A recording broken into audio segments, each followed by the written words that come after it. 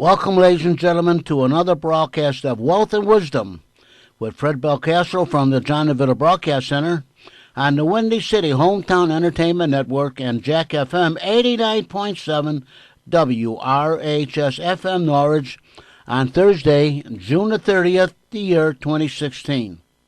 And now, here he is, Mr. Fred Belcastro.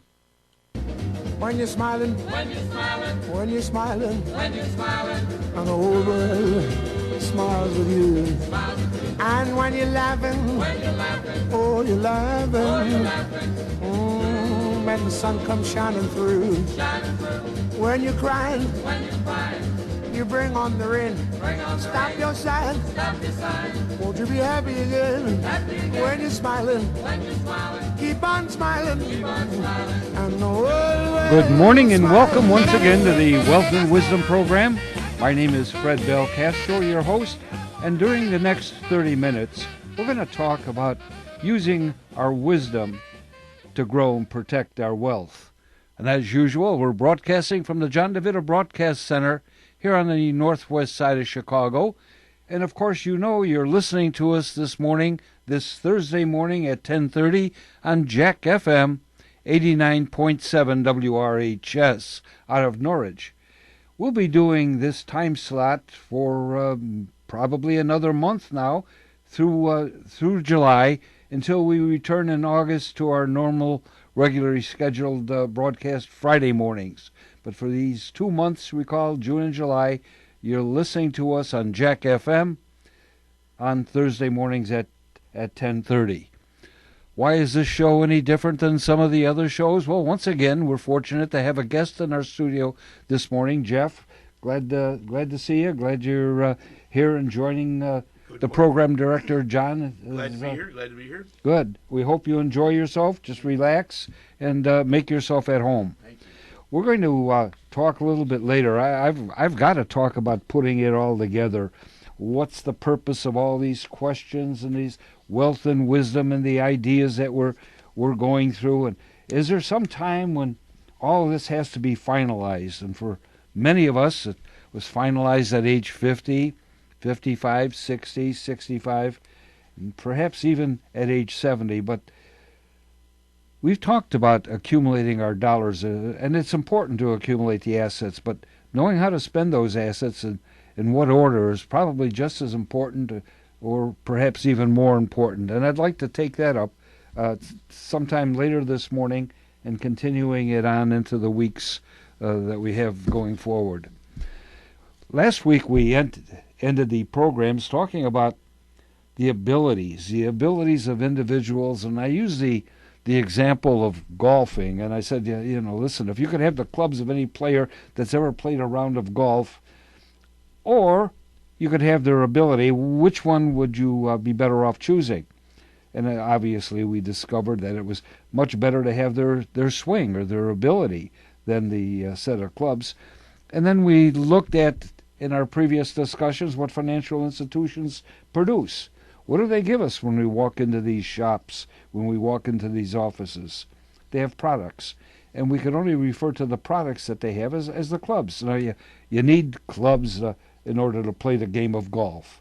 But having the correct swing, isn't it more important, a far greater value than having a product? Reaching back on the shelf and taking this product this week, or this is the greatest thing that's come down the pike in the last 6 months. So we have this product and that product. It's like buying the Big Bertha, buying the one club that we know is going to knock 10 points off our score to bring us down to a handicap golfer. So, but on the other hand, having the right swing financially means that you have to avoid the necessary expenses, the unnecessary wealth transfers. We've been talking about wealth transfers, and I'll get into some examples a little bit later in our show this morning. But making your money perform at its maximum potential, having it do all it can, is far more important than many times than the product. If there was any one or two or five, there wouldn't be thousands and thousands of individual mutual funds and thousands and various tracking devices, various NASDAQ, the Russell 2000, S&P 500. There wouldn't be any need for all of that because it'd only be one investment, two investments. Where are you in the stage of your accumulation? Where are you in the stage of your life? You're retired? Well, then this is you need product D. You need product R, whatever the case might be. Remember that bad clubs and a great swing beat great clubs and a bad swing every time. You give me the best clubs in the world, and they're not going to do me a bit of good. I'm still going to hit maybe 113, 1-8, 110 out on the golf course for 18 holes. But focusing on our money or on increasing our money through higher investment returns, it's just like trying to fill a bucket, a leaky bucket. Remember the examples that we've given week after week concerning buckets with holes in it. Just simply pouring more water in has it leak out that much faster. Would you do that if you had to go from one end of the block to the other end of the block with a bucket with holes in it? Would you think it'd be very smart we got to put a whole lot of water into it, so that we make it to the other end of the block with a full bucket? We're smart enough to know that doesn't work. So if we're smart enough to know that, how come we don't plug the leaks in the bucket? If we plug the leaks in our financial bucket, even if the water flows in, even if our investments flow in at a small trickle, the bucket will eventually fill up a lot faster. What represents the holes? And we've said this over and over again. We've talked about the erosion of our dollars through taxes, service of debts, the interest expenses, and something that economists will talk about and accountants will talk about for corporations. They'll talk about opportunity cost. Anytime we unknowingly or unnecessarily spend a dollar, whether it be in our taxes or in the service debt, we not only lose that dollar, but we lose what that dollar would have earned us. We know that even in transportation. If we have a vehicle that's earning us money, that vehicle has to earn money each and every day. If it's sitting at the curb, it's not making us any money, but it's costing us money in insurance, maintenance, wear and tear, and so forth. So anytime you have an asset, that asset has a value, and you've got to account for that value each and every day. Well, how do you plug the leaks in your financial bucket? By avoiding the unnecessary costs, by avoiding the unnecessary transfers. That's a place to begin. Listen, we've talked about various investments in mutual funds and in individual stocks and preferred stocks and bonds and bond portfolios. And those are all necessary. Those are the clubs that financial institutions offer us. Those are necessary in which to play the game, the financial game of life. But they're not the primary importance. The swing is the ability to plug those holes, the leaks in our buckets. It sounds silly to keep talking about a leak in a bucket, but can you visualize that? That makes sense, but yet we'll go to H.H. Gregg, or we go to the Harlem Irving Plaza here, or we go to any one of the number of stores, and we give them a piece of plastic in order to pay for our wares. We buy a pair of socks at Carson's, and we use a credit card, a revolving card, that we'll have for the next 20 or 30 or 40 years. You mean to tell me I'm going to be paying for that $2 pair of socks over the next 40 years? Does it make any sense? So avoiding the necessary transfers, these additional dollars that we don't have to lose, and put those dollars back into the pot. Remember, we talked about putting the money in a safe place, our circle of wealth, putting it into the kitchen table, the dining room table, putting it into the bank, putting it into our savings account. I always like to talk about when you're saving money, to put it in that rusty tin can. I've got a friend of mine, we joke about this all the time. He's been a friend of mine since high school, and I'll see him this Friday again. We joke about saving money in a rusty tin can and burying it out in the backyard. We leave the lid on the rusty can. We put our money in there, and whoop, it shuts. And we're not going to stick our hand into that can. and try to get that money out, because we know if we start to take our money out, that lid's going to tear our hand to pieces. So the dollars that go into that can pretty much stay there. Well, if that can doesn't earn us any interest, it just stays buried in the backyard. But we've got a bank account that we go to and put money in and take money out and in and out and in and out, like up and down like a roller coaster. What do you think in 20 years we're going to have the most amount of money? We're going to have it in that rusty old can that kept us from taking it out. So it's not only difficult to put money away, it's the difficult part is keeping it away by avoiding some of these major dollar transfers. I use the expression, let's look at a family earning $100,000 a year and saving earning $100,000, saving $5,000 a year. If they're saving $5,000 a year, that leaves $95,000 for all their living expenses and everything else. By selecting good investments, let's see, we go into the bank, we buy a good product. Of course, we're going to get a higher return. That's what we're looking for. If we get a higher return, let's see, we're going to have to take on additional risk. Let's suppose that they increase their rate of return by taking on more risk by 2%. We have to rub our chins to look at 2% of that $5,000 means, hey, we've earned an extra $100 this year, $100 of interest on that savings. Are we proud of ourselves? Well, we might be, but on the other hand, let's look at reducing our expenses by just 2%. We've got $95,000 in expenses. Let's say we save 2% of our expenses by what? Reducing our lifestyle? No. Spend as much as you want, but just eliminate the unnecessary wealth transfers. And I'll talk about that in a few minutes. This brings back to the table the earnings. The earnings of 2% of that $95,000 is $1,900 a year. $1,900 a year, so we could take a better vacation, so we could make our standard of living a little better, so we could use that money for children's education or to bolster. In other words, that $1,900 would replace the $100, which is better. $1,900 is the equivalent of getting an incredible 38% additional rate of return on your saving. An additional 38%. How much risk did you take for that additional 38%?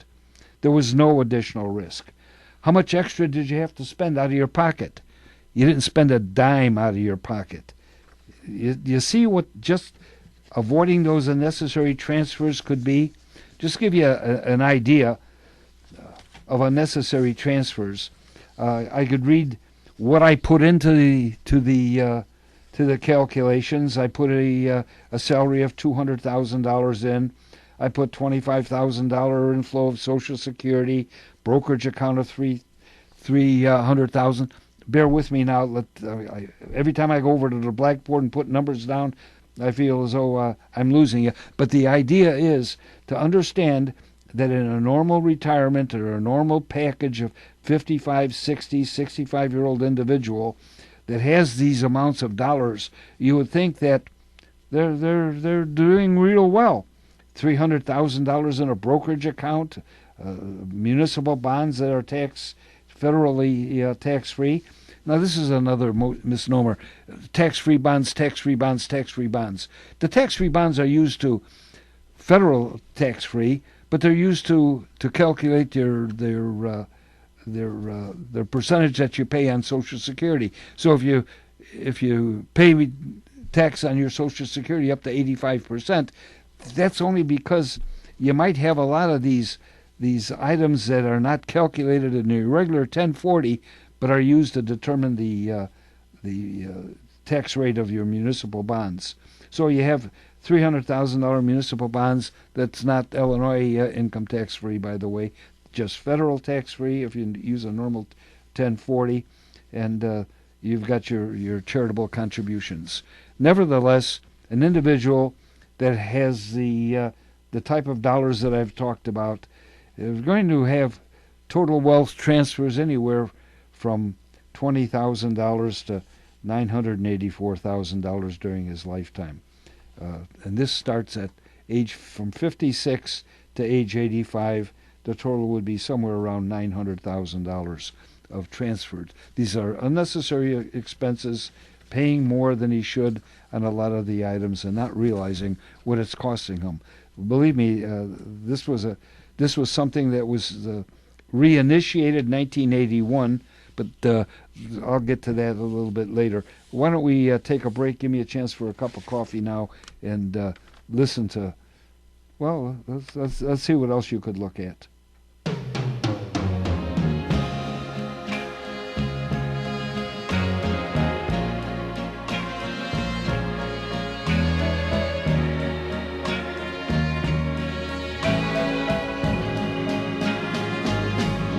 There is someone walking behind you.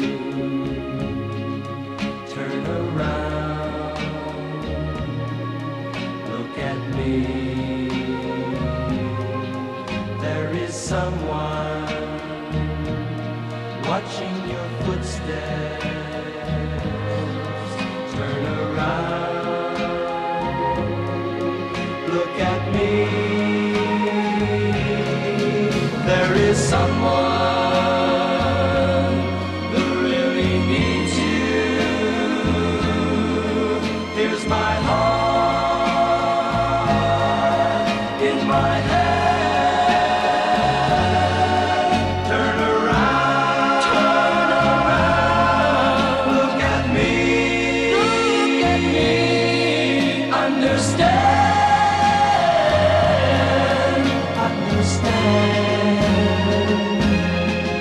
that there's someone to stand beside you. Turn around, look at me, and there's someone to love and guide you. Turn around, look at me. Oh, I've waited, but I'll wait forever for you to come to me. Look at someone who really loves you. Turn around, look at me. Turn around, look at me.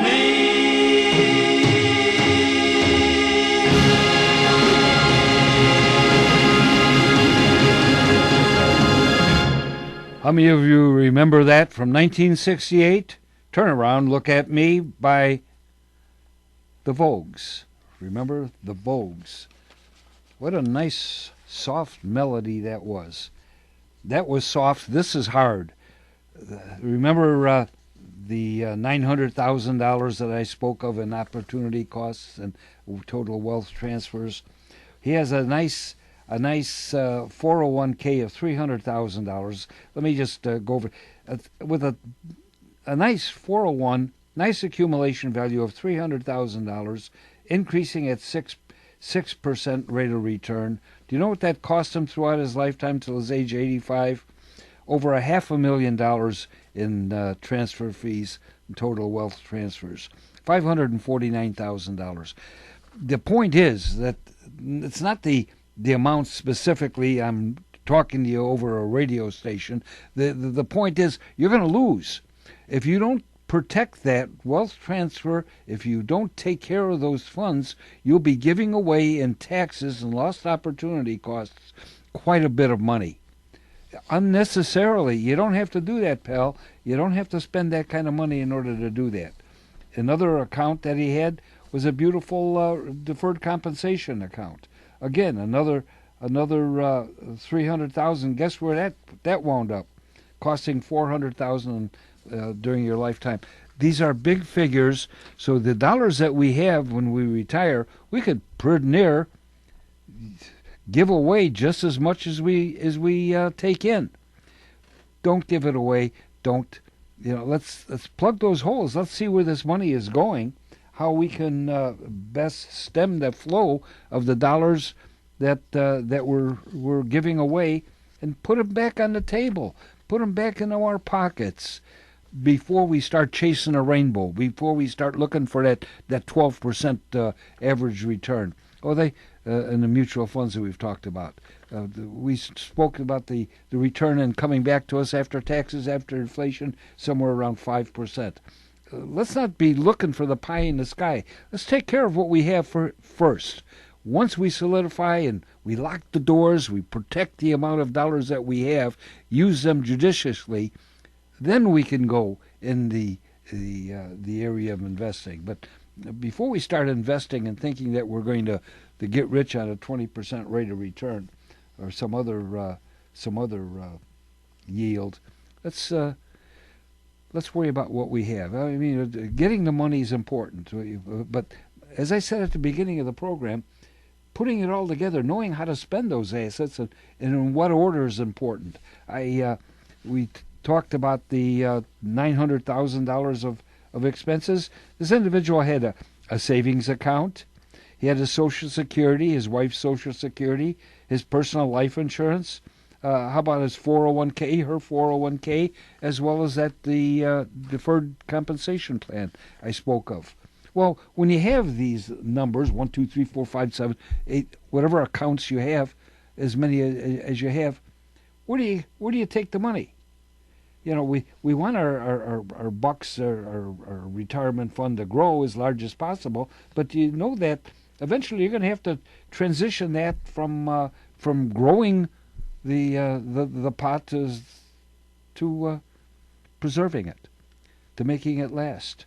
How can you make it last? How are you going to keep this money this pot that you have as large as possible once you begin taking money out? Once you begin spending the assets in order to provide an income? Remember, very, very important, the rules. Remember the accumulation. We're looking to put money away. We're saving money. We're putting money away. We're putting money away. The rules that we're following and applying the accumulating of our assets are totally different than at the time of our distribution, at the time we start withdrawing. Wealth transfers occurring during the accumulation time that I've spoken of, but they're just as prevalent in the distribution. When we start withdrawing those monies, we may still be in the process of transferring money. Don't forget, when we're 65, we have less time at 65, perhaps less good time, less strong time to preserve our assets than we did from age 20 or 25 to 65 in that 40-year period of time. We have perhaps less time to distribute the amount of dollars. So the goal, our thinking, let's think about this. The goal, I think, should be finding the most effective way to liquidate those assets so that they last. They last as long as you do, with the least amount of transfer fees. Eliminating the transfer fees at this stage of our lives is just as important, if not more important, than doing the accumulation. You've got to sit down. You've got to put out what I've called for years a spending game. I think the sit down with ourselves and look. What we're talking about is laying out some charts, laying out some process, and doing the most judicious spending as possible, taking what we need, but considering how long these dollars are going to last us. I'm not trying to sell you on anything. I'm not trying to sell a product. I'm trying to just say, listen, we pay money to get our income taxes taken care of each year. Let's spend maybe the same amount to get a program so we know exactly where we're going. I think it's exciting to start to look and see where the careful planning has to come in spending the assets. We planned on the accumulation. It's just as important, if not more important, to plan how the assets are going to be spent. Let me take another cup of coffee before I get too deep into this. Dang a dang dang, ding a dong ding blue moon. Blue moon, moon, blue moon. Blue moon, blue moon. Bomb, bomb, bomb, bomb, bomb, bomb, bomb, bomb, dang, dang, dang, ding it on, ding, blue moon. You saw me standing alone without a dream in my heart, without a love of my own. Dang, dang, dang, ding it on, ding, blue moon. You knew just what I was there for. You heard me saying a prayer for someone I really did care for. And then the suddenly, oh please, before me, the only one my arms would ever hold. I heard somebody whisper, please adore me. And when I looked, the moon had turned to gold.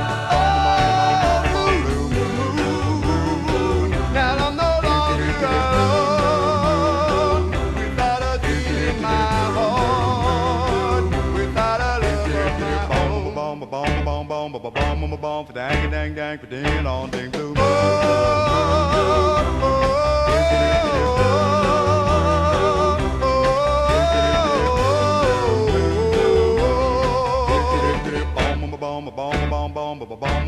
Dang, dang, dang, ding it on, ding, blue moon.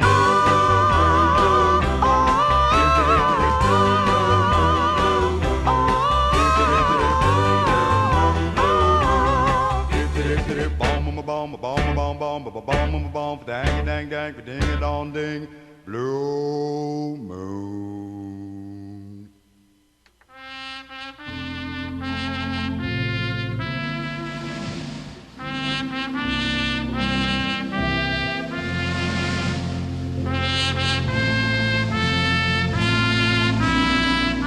That's an overridden. On behalf of the entire staff of the John DeVito Broadcast Center, the Windy City Hometown Entertainment Network, and WRHS FM Norge, Fred, we want to wish you a very, very healthy, happy, and blessed birthday. Thanks, John. That's unexpected. I didn't know. Listen, that was Blue Moon, and all of a sudden I'm hearing in the background a happy birthday tune and looking for a big slice of chocolate cake. But all my friends in the listening audience, there's no cake here. He didn't give me a cake. He gave me a tune and well wishes and thanks. You never know what's going to happen on this program, Fred. But happy birthday to you, pal, and God bless you. Thanks for those wonderful blessings, and bless all of our listeners, and bless the station for the fine work they do, and the people at Ridgewood High School that make this all possible, all the hard work and the unsung heroes, as they say. And yeah, there's a lot of people behind this station and the work that's being done at Ridgewood High School, and I know there's an individual, Kevin, that does a lot. But listening and getting our folks in the Norwich area listening to Jack FM 89.7, and not only listening but enjoying and contributing.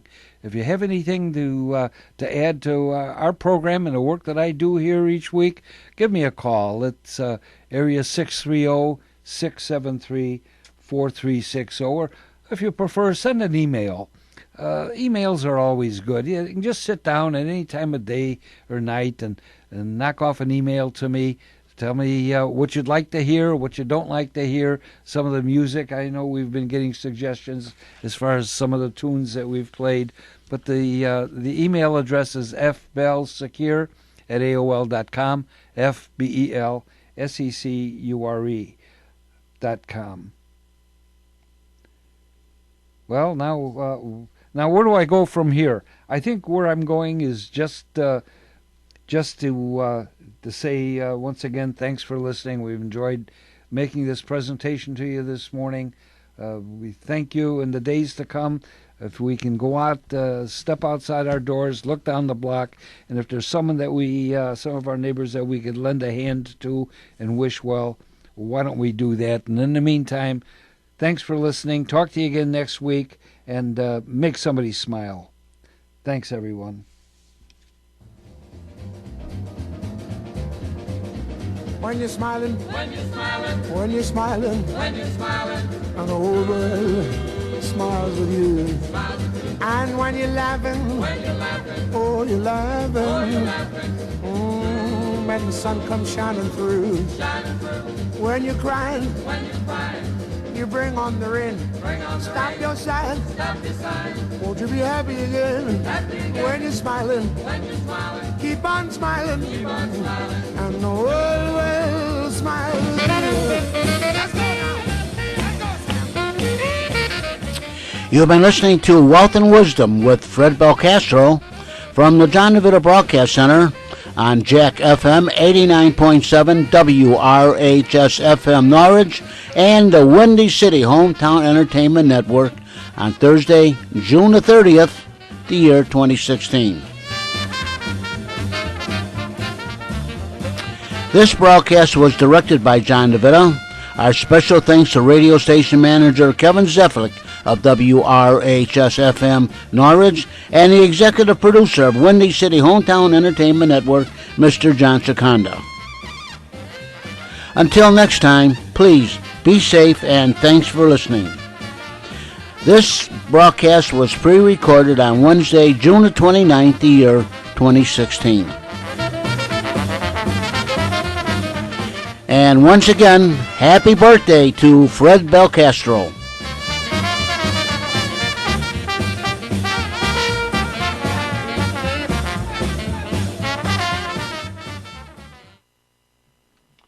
And this is Jack FM 89.7 WRHS FM Norwich, Illinois. Have a safe and wonderful weekend, everyone. See you next week.